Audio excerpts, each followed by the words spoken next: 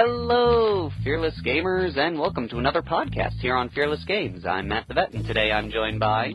James the Wildcard. Welcome back. Welcome.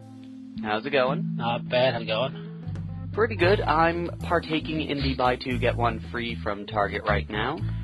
Fun. I've got 2 games. I'm just deciding on the third. There you go. How are you doing? Not bad, not bad. That's always good. Yeah. Oh, okay. Can't get that game. It's pre-order only, so that solves that problem. There you go. Actually, I don't know. Can I purchase it and then... Perplexing. Yes, so, have you seen the trailers for Captain America Winter Soldier or Days of Future Past? I've seen both. Oh, I'm especially pumped for Captain America. Captain America does look very good. See, what I like about it is, and this is the thing I think happens a lot with superhero movies, is, the first one's always the origin story. And sometimes it can be cool, but a lot of times a lot of people get kind of like, not as action-packed as they were expecting because origin. And now we're going to see Cap be Cap, and it's going to be glorious. Like that, I just liked in the elevators, like, so, does anyone want to get off before they start fighting? And it's just like, oh, Captain America being Cap. Alright. It was really good. And then Days of Future Past, I mean, what else do I need to say except for, Patrick Stewart and Sir Ian McKellen? What else has to be said? I'm still a little confused, by that. Is Wolverine going into the past, the future? What's going on?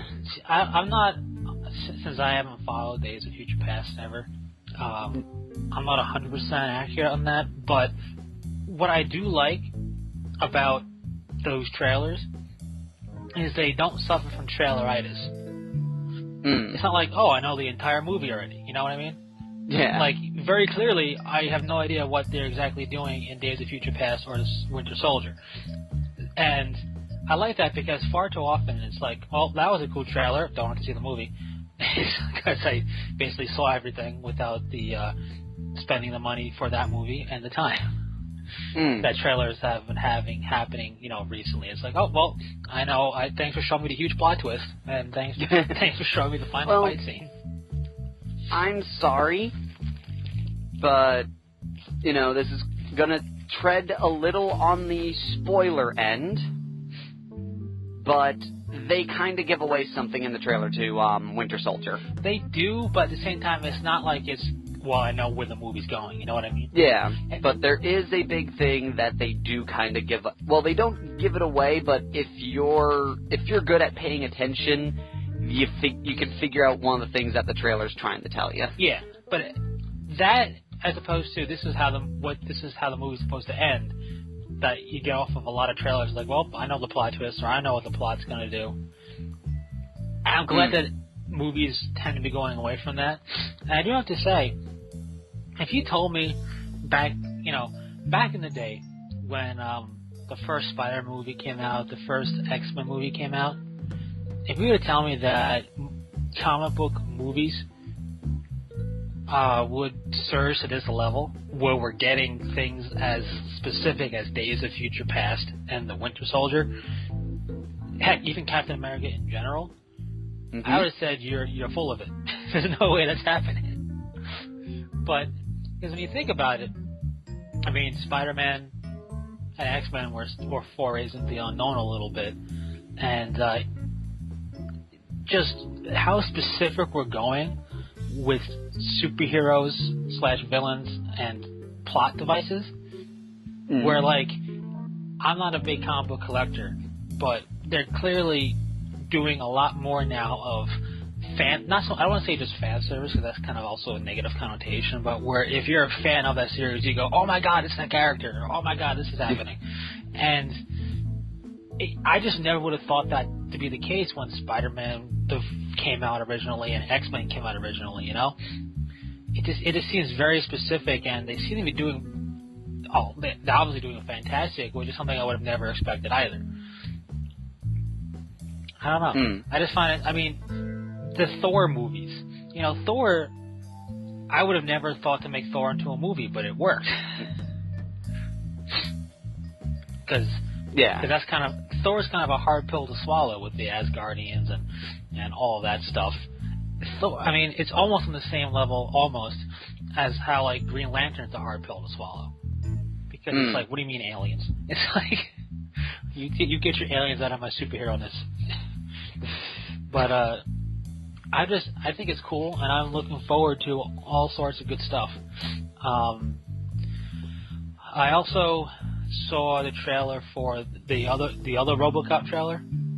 I haven't seen any RoboCop trailer except for the one where they revealed pretty much the cast. Yeah, well, there was I don't know if this is the latest one that I saw, but I saw it. I've had nothing against RoboCop. I just the lack of that one glove just still bothers me. but I really it's looking like that'll be good. There was another the Hobbit trailer. Okay, I saw the Hobbit trailer, and I went, well, I don't need to see movie 3 now. Well, I didn't need to see the Hobbit. I mean, I read the book. I know I was gonna. Well, I'm just saying, like, if you watch that trailer, they pretty much you can point. The trailer basically screams that the book ends in movie 2, and that movie 3 is filler. It could. I mean, there's a very high probability.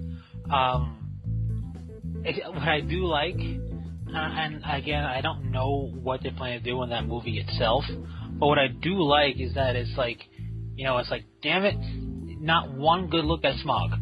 It's like I do like his voice, though. His voice is cool, and I'm hoping that in the movie we're going to get the big reveal of Smaug, in all his glory. But I like that the trailers haven't ruined that, you know what I mean? Yeah. It's just like, in every trailer I'm like, damn it, I wanted to see Spock. And that was just cool. And I didn't realize that was coming so soon. That was a surprise to me when I saw the trailer. And Godzilla premieres its trailer in The Hobbit. Interesting. Which I'm excited for because I'm a huge Godzilla fan. I finally saw the trailer, and it was so nice to see a movie that actually looks like it could be good. Well, that's good.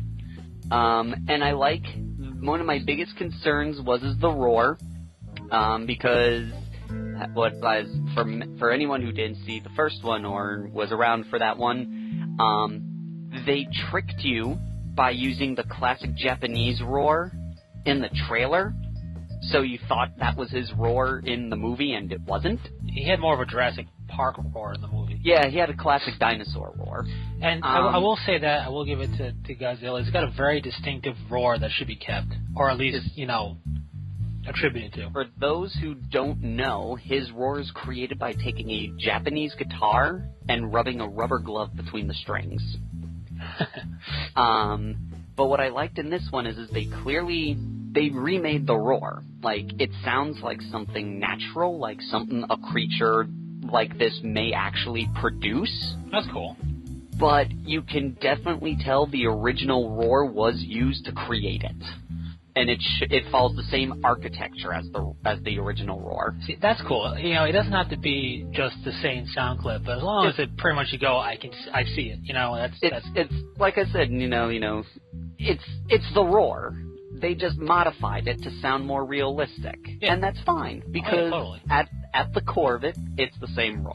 Right, and I'm not a big Godzilla fan, but I think that with anything, there's a classic sound. It should be there, even if it's updated and made better, or like in the Transformers movie. I was glad that they gave us the original Transformers sound at least once. Yeah, in fact, I know we definitely got it twice. I don't know of anything more than that.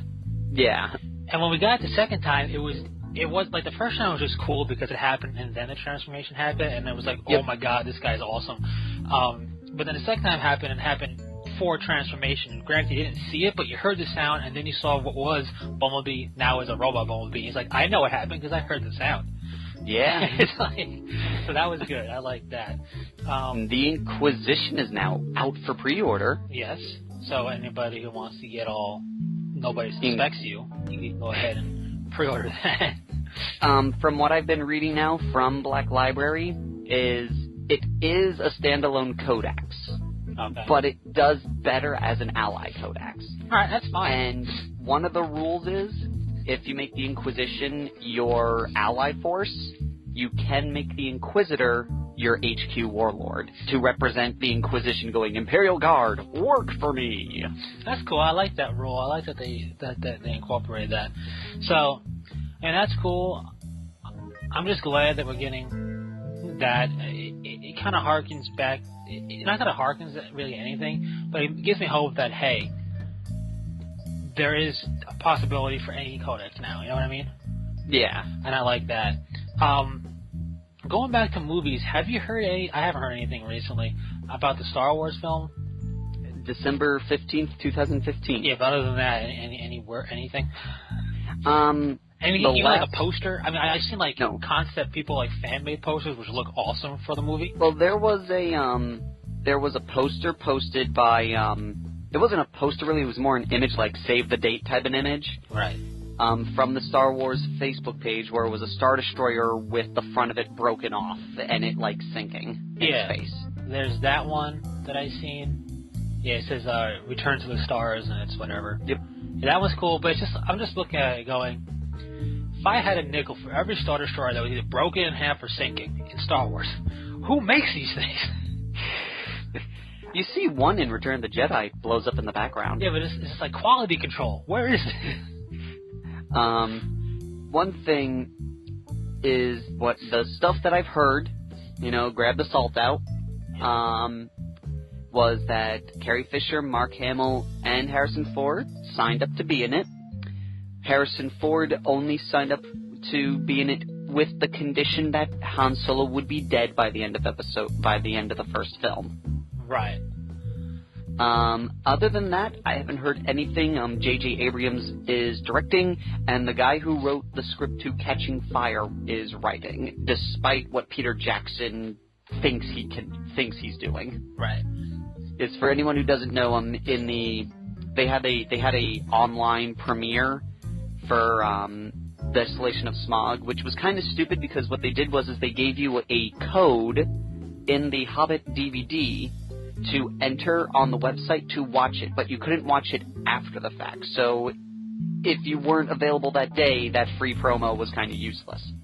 But anyway, in it, he goes, let me get some concept drawings out, and he opens up his drawer, and he literally, you can tell he opened his drawer and said, okay, how can I position it so when the camera sees it, you can read it clearly that there was a piece of paper that said Star Wars Episode 7. He's like, oops, let me get rid of this, as he's throwing it closer to the camera for you to read it. Just ignore this. And I'm like, really, Jackson? Get over yourself. You're not that awesome. I mean, to be honest, I would rather Lucas than Peter Jackson. Fair enough, but it's just, I miss Star Wars. I was talking with the Star Lord about this the other day, and I miss it. I'm playing Star Wars: The Old Republic, and it gives me its fill. Hey, busting out a lightsaber on my Jedi or whatever, it's cool. But I miss the spectacle of the big screen of Star Wars. Hell, when Episode 1 came back in 3D, that was awesome because I'm it's Star Wars on the big screen again. You know what I mean?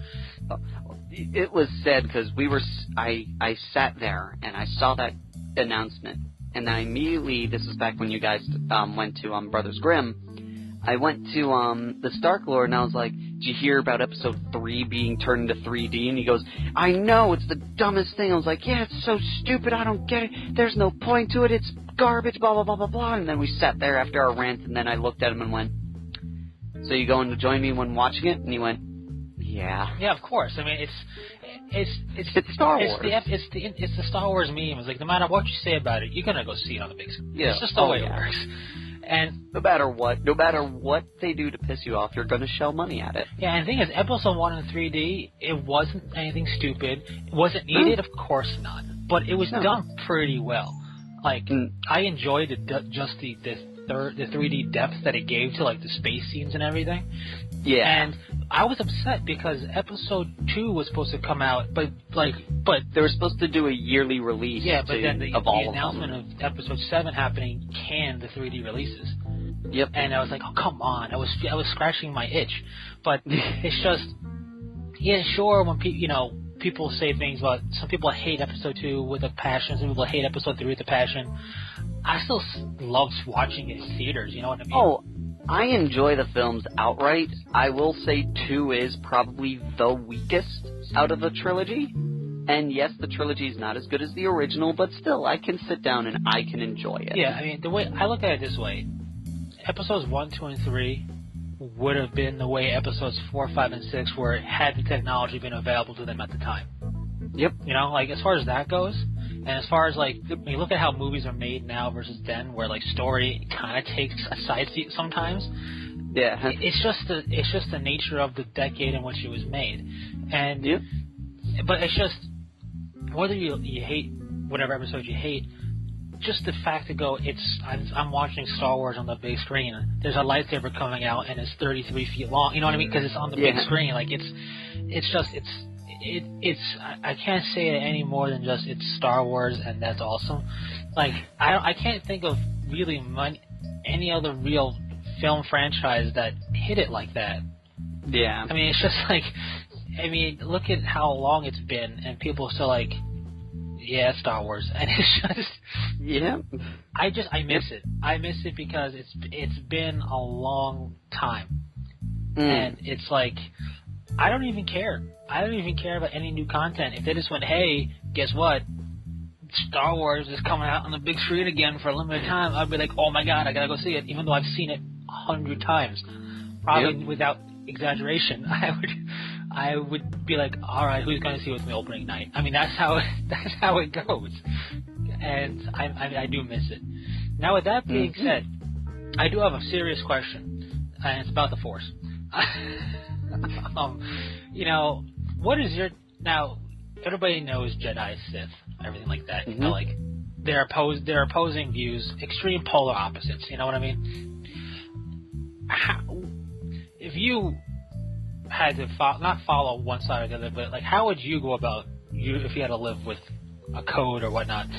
Like, would you lean more towards Jedi? Would you lean more towards Sith? I don't mean the destructiveness of the Sith or the pure or like the self-absorbedness, the I'm out for me. Yeah, I don't mean so much that I'm out for me, and I don't mean too much how can I out humble you for being a Jedi. And that's the one thing. Episode 1 really did that to me. It's like, I was watching that going, and Qui-Gon's like, I foresee you become a far greater Jedi than me. It's like, you'll be the best Jedi, you'll be way better than I am. And it's like, why must you out-humble each other?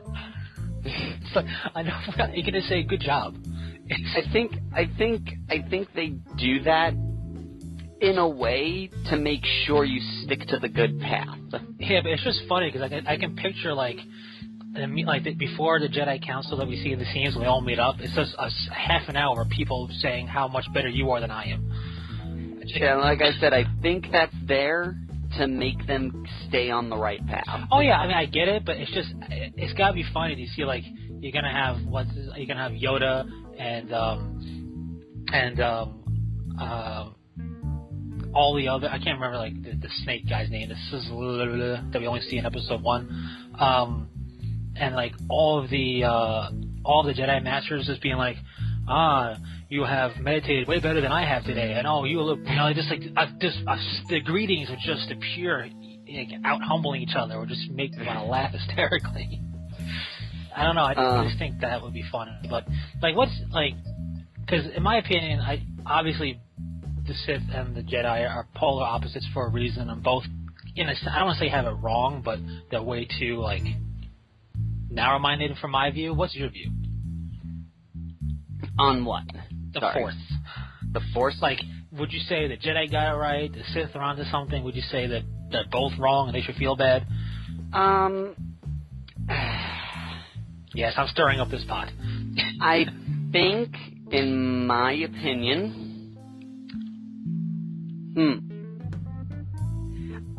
Honestly, I think that if anybody got it right, Luke would probably have been the one good example of the policy on the Force being done right. Because he wasn't overly Jedi, but he wasn't outright Sith at any point, but he kind of had a blend of the two. Right. in moments. Like, you can't be perfectly out for everyone else, because I think that's where the Jedi had their problem and the Sith were created, because it was all, I must do everything for everybody else, no matter how much I suffer because of it. Okay. And the Sith were too, well, I'm sick and tired of handling everybody else. I'm just going to do everything for me and screw if anyone gets hurt, because they can't stop me because I'm better. Right. And they should acknowledge me for being better. Yeah. All right. I mean, I can see that, because, what's his face? Luke definitely walked, I don't want to say walked the line, because that makes it sound like he was in danger, but, like, he definitely had his one foot in each side. You know, like, he did, like, there were times where he used the Force for his own ends, but at the same time, he used the Force to help others. Oh, yeah. Because the way that they describe it with the Jedi, it sounds like in Episode 2, a good example, you know, if Obi-Wan saw me doing this, he'd be very grumpy. Jedi aren't allowed to use the Force to get a drink from the other side of the room. Yeah, I mean... It's like, no, you must get up and walk like everyone else. It's like... But you're tired, you know. If there's an alien that has extendo arms, is he cheating because he's not getting up? No, he's using an ability that he has. I can see both sides of that. Would I use the Force? Of course. Like, come here, a glass of water. Yeah. But forget the glass. Come here, water. I'm going to eat it like Skittles. You know what I mean? I'm just picturing that. And, like, water, taste the rainbow. I know it doesn't work, but I'm going to say it. Exactly. But, and I attribute part of Luke walking that line, if you will, for lack of a better term, to the fact that Yoda and Obi-Wan just said, screw it, we're out for revenge at this point. You know what I mean?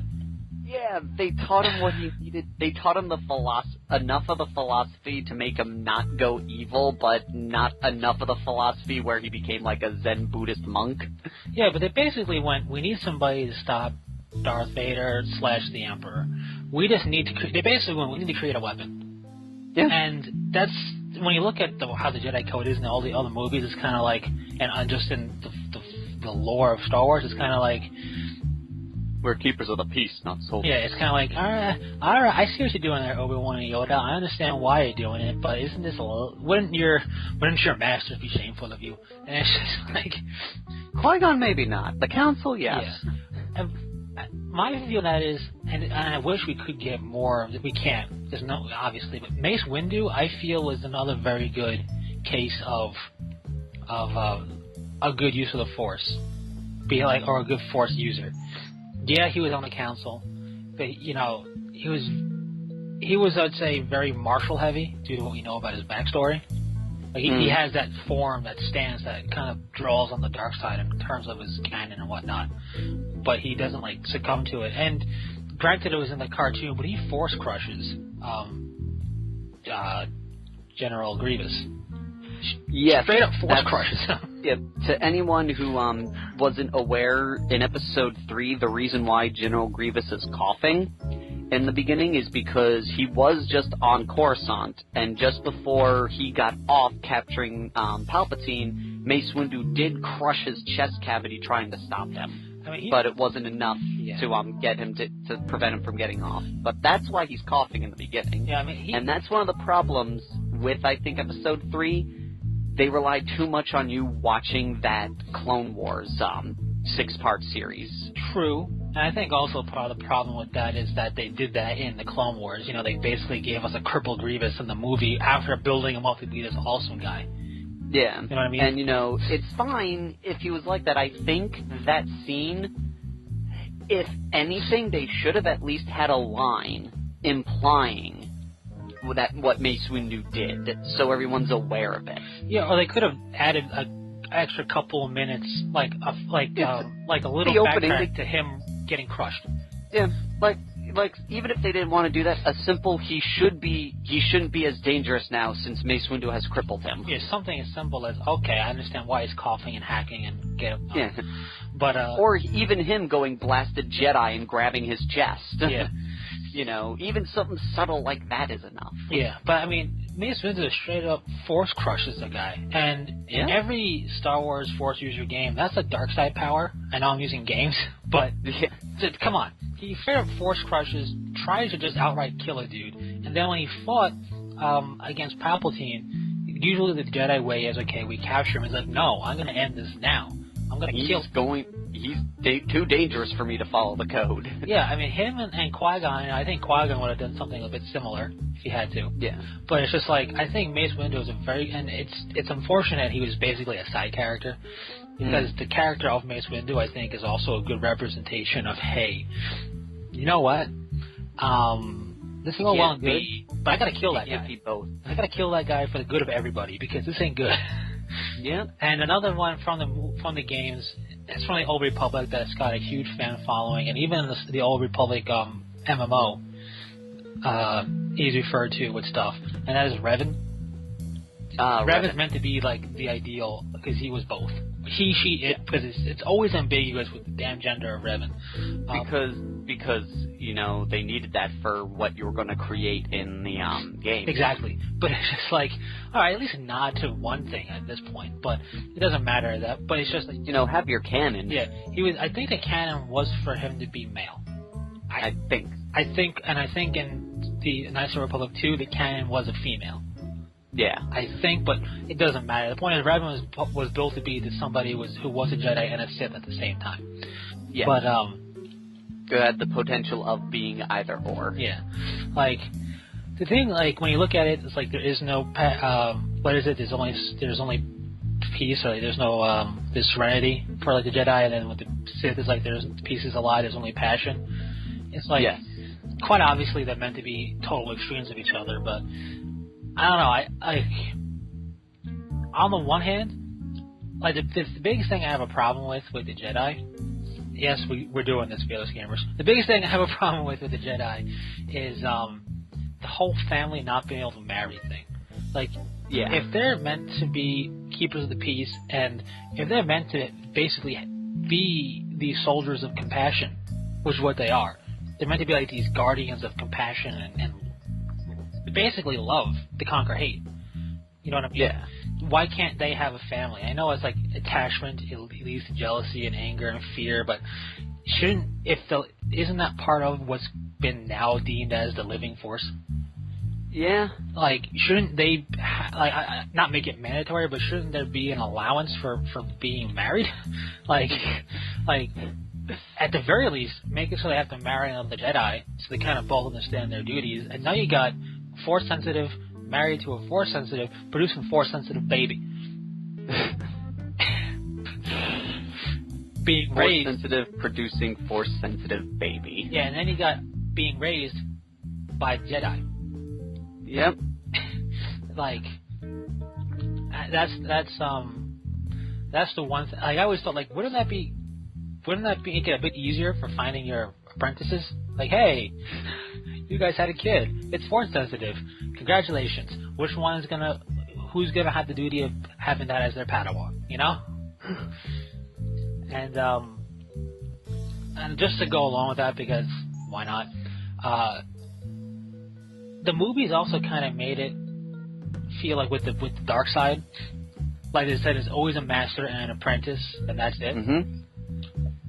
At least to me, when I first was, getting into Star Wars, especially when Episode 1 and stuff came out, and we saw all the other stuff. We saw the Council of Jedi and all these Jedi being trained by masters and apprentices and whatnot, Padawans. Mm-hmm. And then it's like there's always two dark sides. Like so there can't be any more than two Sith in the entire galaxy. What's the point here? Well, they did actually explain that in the Episode 1 book. What happened was there used to be a whole group of them, but eventually their lust for power got the better of them, and they started killing each other. Yeah. And there was a whole Sith Civil War. So then after the Sith Civil War was over, the Jedi came in and just ended everyone who survived, except for one. And he managed to escape, and then he decided there should only be a master and apprentice. That way, regardless of what happens, there'll be an equal split of power, and there won't be a civil war like there was before, because everyone will be getting an equal share. No one would have more or less power over the other. Oh, I mean, I get that, but it's just like, when you look at the because the games are really the only other glimpse we have into the Star Wars universe. You know, like the Sith, there have been, like you said, Sith Civil War, but then like the Sith Order, where it's still the Master has one apprentice. But you got like 50 million masters and Padawans of Jedi. You mean it? It just seemed far-fetched that there would only be one, like in this case, Darth Sidious and whoever he decides to be his apprentice. Like, where did why did I forget his name? Tyrannus? No, before that. Maul? Maul. They also. I don't know. I kept thinking of somewhat the character from Knights of the Republic's name. But yeah, Maul. Like, A, where did Maul come from? You know, B, you mean to tell me there's no, in the entire galaxy, nobody stumbled across the Sith holocron, no Jedi defected? You know what I mean? Especially since they don't ever destroy, like, as far as I can tell, Korriban is still in existence. And, you know, like, they have the Sith holocrons that can corrupt you. And just this forbidden knowledge. Plus, I mean, Qui-Gon didn't join the council. Who's to say there wasn't a darker Qui-Gon somewhere and say, you know what, screw the council, I'm gonna do me. Yeah. Like, it's just nitpicking here and there, but it's just, I don't know. That's one thing I think that really kind of threw me for a loop when I was first getting into the Star Wars universe. I'm like, wait, so there's only 2 bad guys and, like, army of good guys. And you can't take on 2 bad guys? Pretty much. Yeah. But, I was just curious, and for the fearless gamers out there, like, if anybody, like, what, do you think the Jedi got it right? Did the Sith get it right? Or is something more like a Qui-Gon or a Mace Windu where you gotta draw on, or a Luke, you know, you gotta draw on it every so often to, draw on the opposite to kind of balance it out. You know, that's how I view it. Because, you know, Mace Windu also, I mean, Obi-Wan blocked Force Lightning with Lightsaber. Apparently you can do that. Yes. But I like to think of it that Mace Windu, because he kind of draws on the dark side a bit, or will, which is why he's able to redirect it back to him. Slash, you know, there's always the thought that Sidious let it happen. Yeah. But I like to think that I always felt that his appearance was fabricated. Yeah. And he was using the dark side to make it look like he was he was normal, and he just used the opportunity that Mace Windu was giving him to make it look like he was getting attacked, so he can say, he attacked me. Oh, yeah. But I don't think I think he planned to get attacked. I don't think he planned for it to get that far. Yeah, and I don't mean so much his deformed, quote-unquote, look. As far as, like, he was straight up, had lightning redirected back to him. He was straight up smoking when it was done. Like, he was hurting. I like to give Mace Windu a bit more credit than that, because Mace Windu was kind of built up here and there to be like this powerhouse guy out of nowhere. You know what I mean? Like, I wish he and Sidious had a bit of a more spanned out duel. And I wish we got to see Mace Windu do a bit more than just decapitate Django. You know what I mean? Like, I wish we got to see Mace Windu in a more perilous situation where we can go like, oh, this is the badass that everybody's been talking about. You know what I mean? Because he was. I mean, he was basically like, he was basically, okay, I'm the powerhouse here.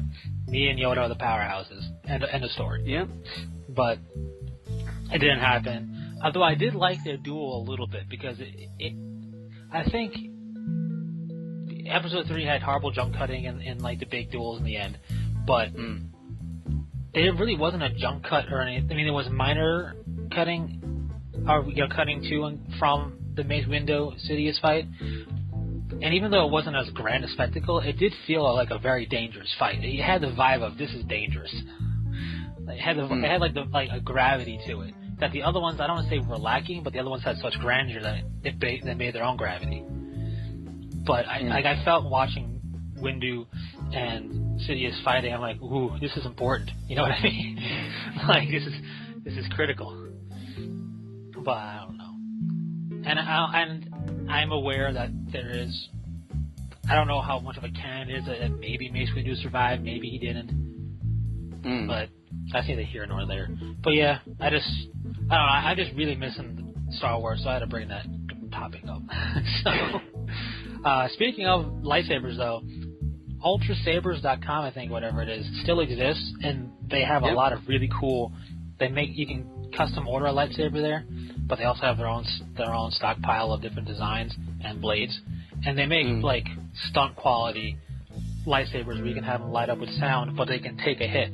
Like I haven't seen any real video evidence of this. I'm sure they have it on their site somewhere or on their YouTube channel, but they say that their blades, when you buy a certain grade, I think that the higher grade blade, which isn't really that expensive in comparison to like the other blades, you can use that and fight against wooden stabs and bokens with it, and it won't break. And I'm like, impressive. I've fought with a boken before. That's pretty tough stuff, and if that blade can withstand that, then you can definitely have some fun with these blades and not worry about them breaking. Oh, yeah. Because that was always the thing with... Now, granted, the store-bought ones were terrible. That folded out. But the store-bought ones, I've noticed them, like, the original ones, like when the special edition of Star Wars came out, they could take a beating. Like, I had my Luke Skywalker one for a while, and it took a beating and still kept on ticking. That's good. And the Force Effects okay. The only time they ever broke was when I forgot to put batteries in the battery chamber. It became hollow, and so it snapped pretty easily. Right. And the Force Effects sabers, they do their job. Yeah. But I've always was like, you know what? That's one of the biggest reasons I never got one, because I heard like those blades are hit or miss on the Force Effects. But these blades apparently can like withstand bokens and wooden stabs. And I'm like, okay, if it can withstand that, then it must be pretty good. Yeah. And I mean, any proper Star Wars nerd wants to have a lightsaber. Let's be serious. I mean, how can you not, right? It's just, yeah, I know it's not a real lightsaber. It's not going to cut through a metal bulkhead. But it's just, it's such a cool, stupid, never possible weapon. The light bends back on itself. What? Yep. It's like, excuse me, sir, I think you're drunk. Can you explain that again? Nope. Don't need to. It just spins back on itself. Although, I do think the dumbest thing is that if you're not a Force user, it's really hard to turn on or whatever. Like I see the button. I never heard that. I've heard there's been stuff. I don't know how much canon is anymore because Lucas went on that rampage that vibroblades can't block a lightsaber anymore. Well, thanks for ruining that. Well, there's the thing. Han does use one. Like, he clearly uses one in Episode 5. When was You this? didn't have any problem. When he cuts the tauntaun open. Oh, yeah. I thought you meant block with a vibroblade. Like, I don't get where everyone's saying it's impossible for non-Jedi users. Okay, it's impossible for them to do those crazy tricks, yes, because they'll probably cut themselves off to pieces, but if they're literally just pointing the blade out in front of them, they can turn it on and use it. Han Solo has proven that. As long as the blade's out in front of them and they're not doing any crazy tricks, they can use them. Oh, I agree wholeheartedly, but there was this thing that I was reading back before Episode 3 came out, so this was a while ago, that it was building up Grievous. And the thing with Grievous is that he was turned into a droid thing, and that he was being pumped Jedi blood, Force-sensitive blood, so he could properly utilize the lightsaber. I'm like, that doesn't make any sense. That I never heard of. Interesting. I've heard of that, and I don't know if that was just a gross inaccuracy or if that got retconned quick and is gone. But there was a thing where he was being pumped blood that I was reading, and I was like, this doesn't make any sense. Now that having that just for creepy value is fine. I'm not saying that's stupid. Being pumped with blood. He's being turned into a droid, whatever. Basically, he's like a living droid at that point. That's all well and good, but the fact that they did that so he can be a better lightsaber combatant didn't make any sense to me. And I still wish Grievous was not. They built him up so much for that movie, and then he gets taken out almost chump-like. The only thing that I think that was a big issue was I get what happened, because you could see Obi-Wan was studying his opponent. Yeah. Unlike most of the other characters where where they just run at him. But I think the issue was it was too easy for him to rip him apart. Yeah, that's my issue. And of course, force enhancers, whatever. I don't mind the blaster, whatever. You know what I mean? Like, you got to use the tools at hand. Yes. But it's just like it went from Obi-Wan looking at him going, well, this is different for lightsabers, and he's spinning them around and cutting through the floor, to just cutting off his arms one by one until he's, you know what I mean? Like, it was, like you said, it was just way too, like, I got this, no problem. Yeah. Like, I understood, like, I don't mind that he figured out a weakness behind him easily. I mind that it didn't take him that long to actually get a hit on him. Yeah, what I mind most about... That's probably what I was most upset about. It's like, okay, I get it. Obi-Wan's skilled. Obi-Wan, is cool thinking. He figured out his joint sore's weak spot. But, Grievous has been trained to fight. He should not have made it that easy. Especially Grievous was trained to fight multiple Jedi at once. Yeah, you would have figured he would have noticed what Obi-Wan was doing. Yeah, now you can say, well, he's crippled. Well, sure, but even still, like, and I know it's just a cartoon, and I guess they didn't want to spend the money to animate him to be more crazy, and that's part of why they maybe force crushed him. But he took on how many Jedi in that, like, fallen, spaceship on that planet? 1, 2, think about 4 or 5. Yeah, and 1. I mean, in all honesty, it was like you said, it was just way too quick for my taste. Like, it was this big build up. If you watch the cartoon, you're like, oh man, General Grievous is awesome. At one point, he's wielding 5 sabers. This is amazing. He has all these lightsabers on his collection, what you see in the beginning of the freaking movie, and he's this big badass dude. And like, oh, he died in one scene. Like, yep. Part of that also, I think, is George didn't control Gengi Tartakovsky as much as he should have. Sure. Because Gengi Tartakovsky, he's the guy who did the that 6-parter. Yeah. George went, okay, Gengi, here's the characters, have fun. Oh yeah, I mean, he should have went. He should have went. Actually, Gengi, we can't make him that good, or else it's not. You're gonna make him look better than he actually is. I can see that totally, especially when you got like Mace Windu punching through everything.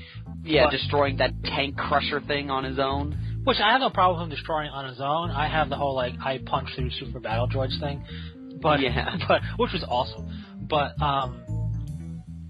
still, like there was even with that, with Mace Windu in Episode 3 and whatnot, you get enough of a feeling that he is awesome that you don't feel let down.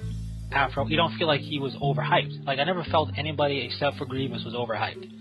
Yeah, and I think part of it was just like I don't want to say they didn't have the budget for it or whatever, but it's like they got lazy with Grievous. Like Grievous was built up and then kind of, all right, what do we do with him? Well, he loses in the beginning. We're gonna have him flee. He's gonna flee. He's gonna talk a bit, and then he's gonna die. How's that sound? And it's like, well, wait, what? At least have him kill something. Like he should have at least killed had come across like a no-name red shirt Jedi. You know what I mean? There was a scene where he does kill a Jedi. It was taken out. He kills one of the masters. Like that would have been like, whoa, he's still dangerous. And granted, it was kind of lame, the cutscene. The scene was, he's standing there and they see the Jedi Council member, the chick with the red skin and the horns. Oh, her, yeah. She's sitting on her knees in front of Grievous and she goes, I'm sorry, Obi-Wan, I failed. And he goes, oh, yeah. Then he says something, then he goes, foolish Jedi, and then a lightsaber comes through her back and kills her. Right, but at least he would have killed a Jedi in the film, you know what I mean? Yeah. It would have been like, oh, he's actually dangerous. Especially for people who never saw the Clone Wars cartoon. Yeah. It's like, because you see his collection. Or if anything, they show a hologram recording of him fighting. Yeah, that would have been awesome. Like a little briefing before he goes to find him. Like, remember, Obi-Wan, he did this hologram. And even then, they could show the clip of Mace Windu crippling him in that holographic thing. Yeah. One thing to note, he has been crippled, so utilize this weakness. Yeah. And I also felt there was a bit like, I get their strength enhancing to a point, but when he kicks him and he hurts his foot, it makes sense. But now he's bending metal plates on his chest with his bare hands. Like, you just straight up kicked the dude. It did nothing.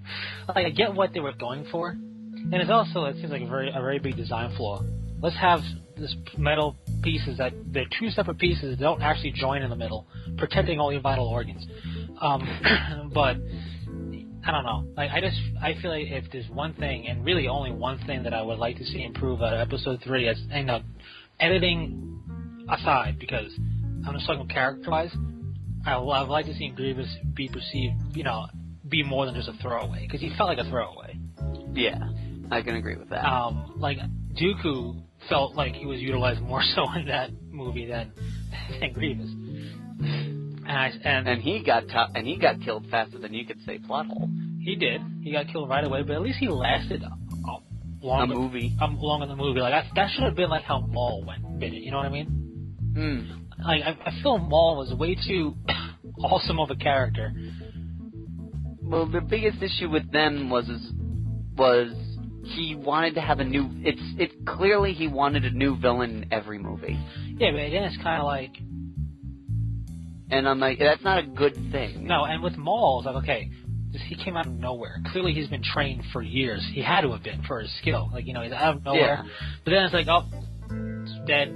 10 years go by, roughly. Here's Tyrannus. Mm-hmm. And it's like, but wait a minute. Where did this come from? And it's like, he's an old guy. Now, granted, he's a great actor, but it's this old guy. And it's just kind of like, I don't want to say suspension of disbelief, but it's kind of like, you look at Maul, who is clearly in his prime, probably trained since birth, let's say, who's what you're led to believe because you've never seen his backstory. Yep. And then you got this old guy who knows when he left the Jedi. It's never really quite said. But, and it just, like you said, needing a new villain for the next movie, it makes it kind of takes away the mystique of one master, one apprentice thing. Because it's kind of like, well, where did this guy come from? Yep.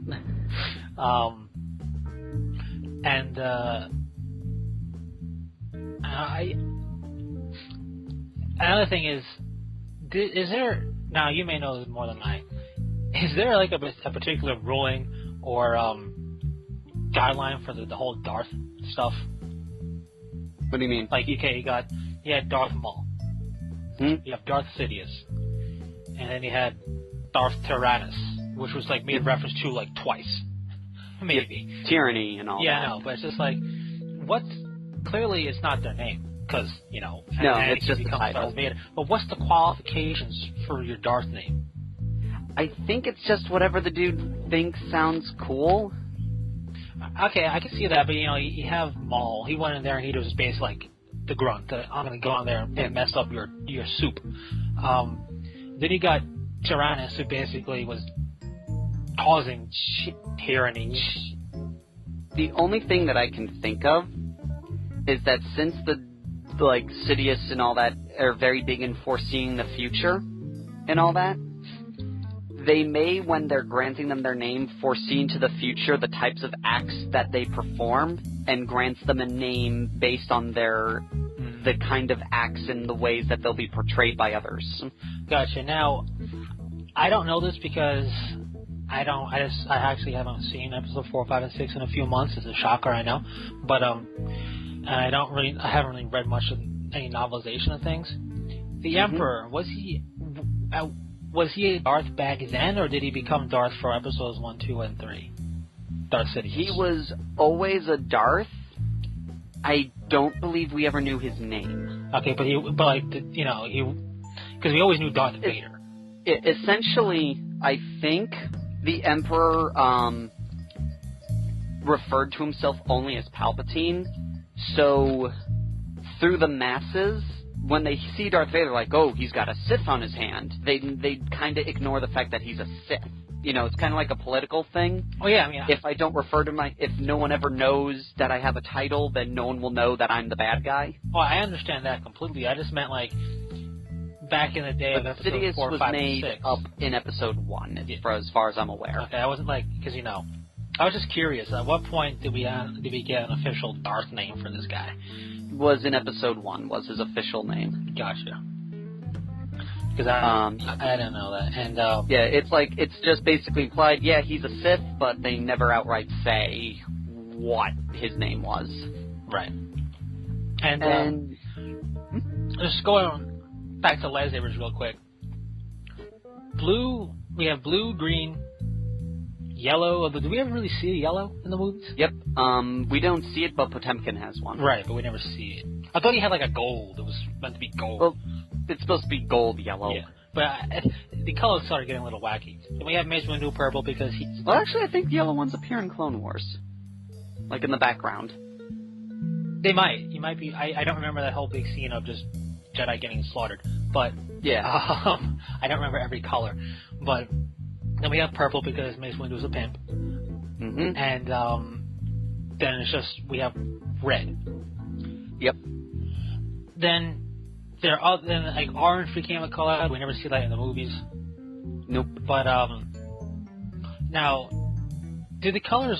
I know in game wise the colors meant something. Do they actually mean stuff in the lore of Star Wars? Like, is blue meant to be for the Guardians and green for the Consulars?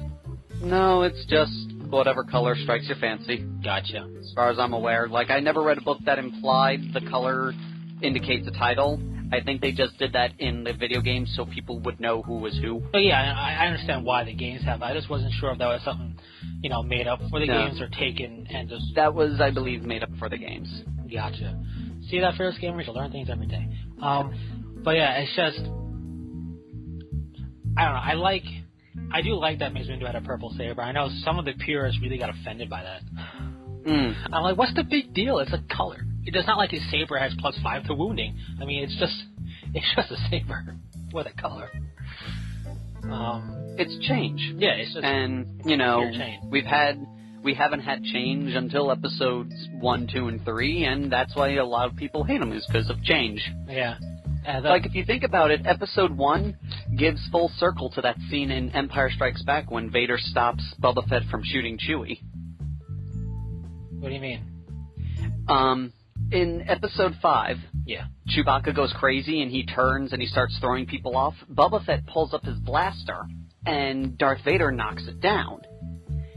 Now, when he's about to freeze Han and Carbonite. Oh, right. Yeah. Now, when you think about it, you're like, okay, they're in a chamber with a lot of explosive gases. You don't want blasters going off in there. But then episode 1 came out, and if you think about it, the way that Chewie was pointed to Boba Fett would have had to shoot through C-3PO to hit Chewie. Yeah. And so Vader stopped him from blowing up his protocol droid, the first droid he ever built. Yeah. And, it made full circle. That's true. That is very true. And, I think episode 1 is also where we get the first introduction to the double-bladed lightsaber. Yep. Which, it's cool. I'm not gonna lie. I'm a big fan of that. But, I don't know. I think when you start looking at it, like you mentioned, going full circle, it is neat and it's cool to look at it that way. But, the lightsabers, going back to that, the double blade was cool. Purple was cool. I'm glad that they didn't go crazy with it though, because there were some of the actors had requests for specific colors, and it's like no.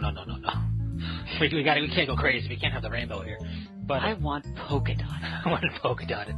But I think Star Wars is part of the reason why I enjoy the Gundam series as much as I do, because they got beam sabers there up the yin yang. Yep. And it's like, it's like a lightsaber, only gigantic and can get cut in half in G Gundam apparently. Yes. But I don't know. I just think those things are cool and practical weapons. Completely. But yeah, no, that's a good point. I forgot about the fact that, you see, I forget about some of the subtle movements in those movies because, Vader stopping the shooting, it had no bearing on plot in development. Nope. So you forget about it a little bit here and there. But But it's always a scene you ever sit there and watch, you go, why does he do that? It's true. And another thing that, makes me wonder about Vader is, like, when he's fighting Luke, he takes a hit on the shoulder, but the lightsaber just stops. He screams out a little bit, but, like, it's just like, okay, you know, he's using the Force as a protective barrier, or he's got some lightsaber-resistant armor built into his stuff, which is awesome. That's, I think, where Krotosis got the inspiration, was from that scene. Yeah. But that was just, like, that was cool. Like, I like the fact that, you know, because normally, up until then, and really anything else, lightsaber makes contact equals you lose. Yeah. So, it was like, whoa, he took a hit and kept going. What is this? Yeah. Though I do wish, I wish in Episode 3 that we got to see him fight we got to see Vader in the Vader suit fight with modern technology, and that we could do a screenplay. I think it would have been awesome to see Vader be like, okay, it's time to just rip apart everything. You know what I mean? Because he fought cool. Like the final, like I wish that. Yeah, we had that whole thing, him becoming Vader, but I kind of wish there was a final confrontation on the epic level of the Obi-Wan Anakin fight with him in the Vader suit, and Obi-Wan has to, like, flee. You know what I mean? Just to, like, kind of justify Vader's existence a bit, and just to give fan service as, oh my god, awesome Vader fight. Yeah. Because that's what I was hoping for the most out of Episode 3, because when you see 4 or 5, 6 gets some pretty cool saber fights, but Episode 4 is kind of like, alright, let's tap them. All right. Yep. All right. Careful now. We don't want to break the saber. It's just like. That's basically what they were saying behind the cameras. Careful now. Yeah. Don't need to break those. It's true, but it would have been awesome just to see like Vader just like rise or whatever, and just now have him slaughter the innocent. The innocent. Kill the younglings, as it were, as Vader. You know what I mean? Like in the Vader suit. That would have been cool. You know what only bothered me about the younglings? What's that? Was that everyone called them that. Like, when Yoda said it, I was like, okay, that's Yoda's thing. You know, Yoda has his thing. You know, it's Yoda. Yeah. But then when everyone started calling them younglings, I'm like, really? Well, I get up. See, at first it was bothering me, but then I was like, I'm okay, Yoda's weird. He talks weird. You know, maybe this is his stick for like, you know, this is what he said, younglings, because he's Yoda. That's the thing. Kids are younglings. Yeah, he's Yoda. He's old. I think saying killing children would have made it a little bit more dramatic.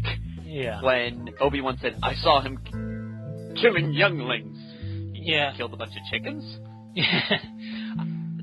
The way I kind of explain it away is Obi-Wan used the younglings term because he was, I don't know, just being talked to by Yoda about it. He just went with it. Like if somebody said, okay, this is the Hydro Spanner, I'd be like, okay, he's looking for a wrench. No, he's looking for the Hydro Spanner. You know what I mean?